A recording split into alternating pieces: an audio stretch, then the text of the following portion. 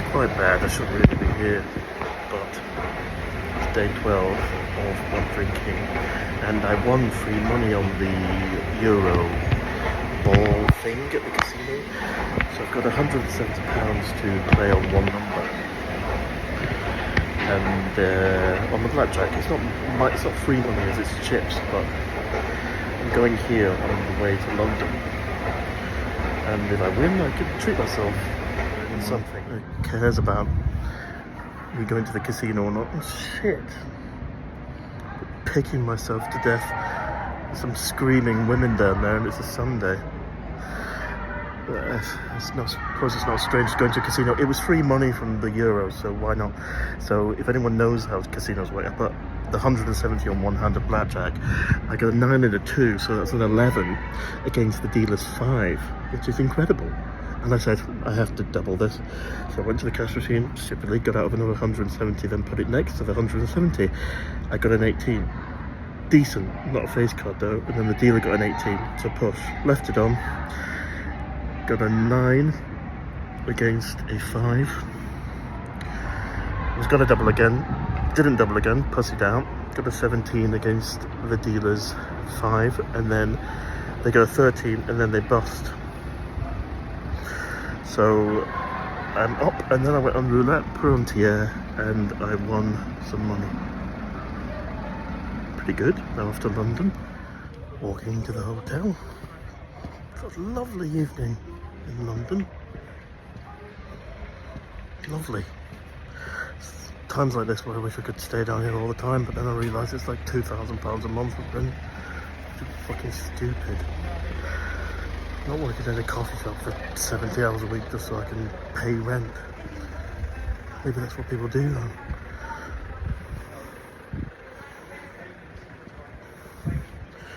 But not in a million years would I have come down here if I was drinking and hungover. I wouldn't have made the journey. So I'm grateful. So, I'm here in Premier Inn in London.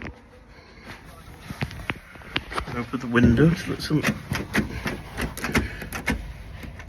air in.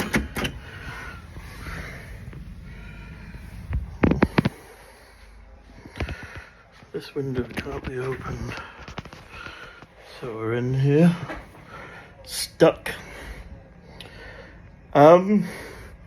Just a quick update really. It's day 13 today. It'll be day 14, which in modern terms is 2 weeks tomorrow. What the fuck? The Olympics is on. I don't want to watch swimming. Fuck off. I've got a play reading tomorrow. In London, in Haggerston.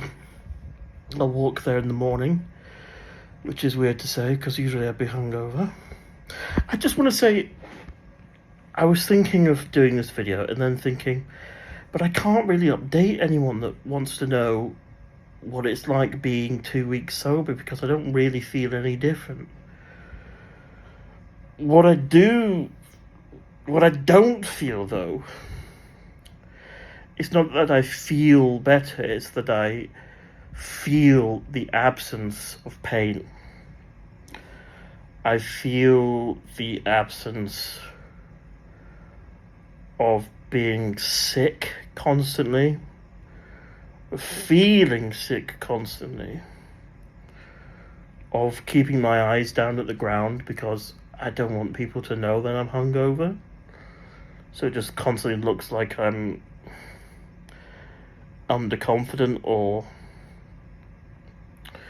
got something to hide, which I guess I did do. I've saved £240 in 2 weeks not buying wine, which is amazing. And I put it in a jar. I think I mentioned it before, but I put the money that every day that I would have spent on the wine in a jar I got from Tesco, a glass jar, so I can see it piling up. And I count it every now and again, and it's so extraordinary how much money you save. And I think it's even more, I think it's better to have it physically in front of you, so you can actually feel it and see how much you're saving, not just in your bank or whatever, but to physically see how much is going out. And my goal is for that to be a habit of that action of going to the shop and buying wine becomes, sorry, the Italians are celebrating swimming, of going to the shop and handing over the money, or just using my card. Actually, that's the problem. That's what I'm talking about. Using my card just to buy something, because that doesn't feel like money. It just feels like fake Monopoly money or whatnot. To see how much you would have been spending on booze is very powerful. So I replaced going to the shop to buy the booze with going down and walking at the same time to the cash machine down at Tesco. So it's like a little ritual walk, and get crisps or something on the way back if I really feel like it. But getting the money out of the bank machine and then going home and then opening the jar and then putting the money in the jar. Seems to be working. Also would encourage doing videos, a video diary on how you're doing, because that's helped extraordinarily so. And I think I'm feeling a bit more energetic. I can talk a bit more, I think, because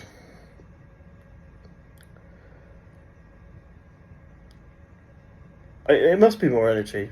Even though you don't feel energized, it must be more energy because you're not feeling terrible. Maybe you just feel a bit more free.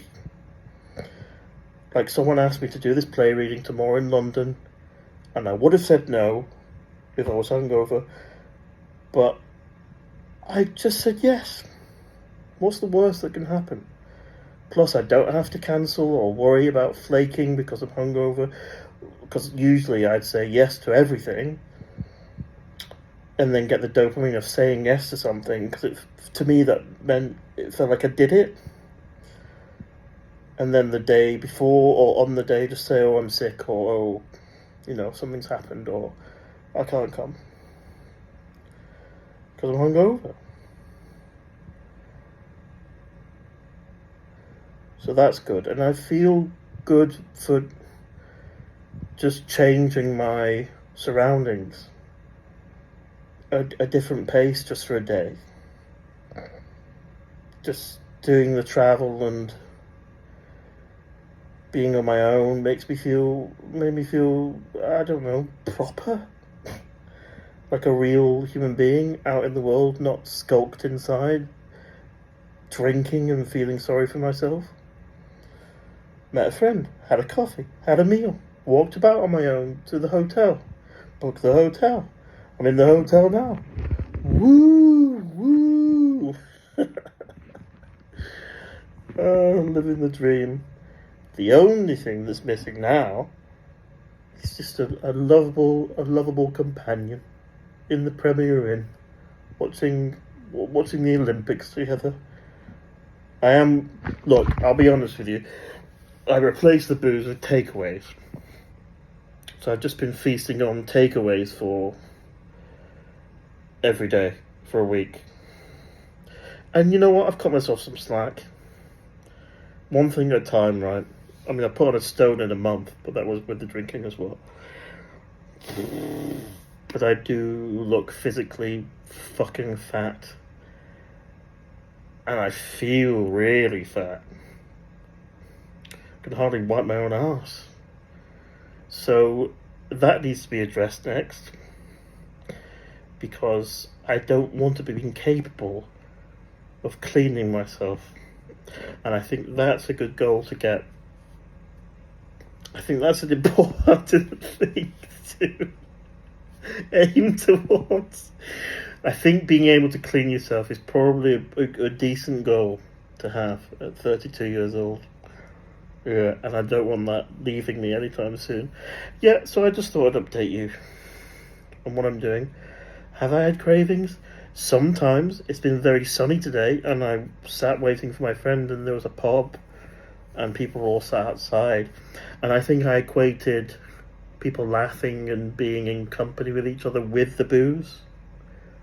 So booze equals company and happiness. But it doesn't.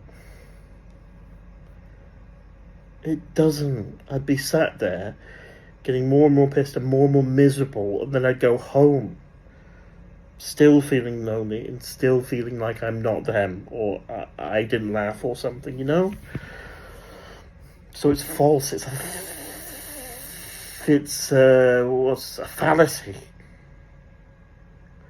to equate booze with a good time. It's usually a bad time. It's usually a bad time. And like with all those social media posts where people present their greatest life, I think maybe I'm projecting a little bit here, but maybe those people laughing at the pub are projecting a happy life.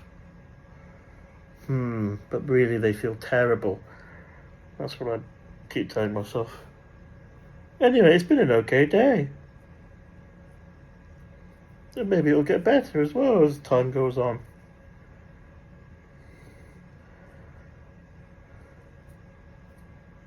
Thanks for all your support again. We keep plodding, don't we? We just keep plodding. And hopefully one day we'll plod into our own little pasture where everything kind of falls into place. And we go, right, I know why I've been plodding all this time. It's to get here. All of that weird, boring, awful, uncomfortable shit has finally made sense. I can eat my grass in peace.